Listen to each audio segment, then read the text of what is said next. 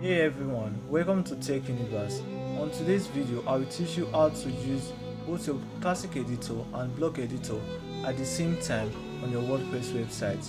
But if you love the flexibility of the block editor but still prefers the classic editor for some blocks layout, now let's dive straight in. You will have to install your classic editor plugin, then head to your WordPress settings, right then the place where it says allow users to switch editor, you tick yes, then save changes.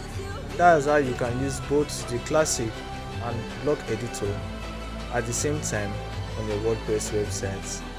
You can see we have both the block editor and the classic editor on our WordPress website. Now, adding a new post. Once you click on adding a new post, you can see on my website it's currently your classic editor. You can also change it on that writing settings to block editor also. But as you can see, it's on classic editor. All you have to do is to scroll down to the bottom side where you will find switch to block editor at the right hand side.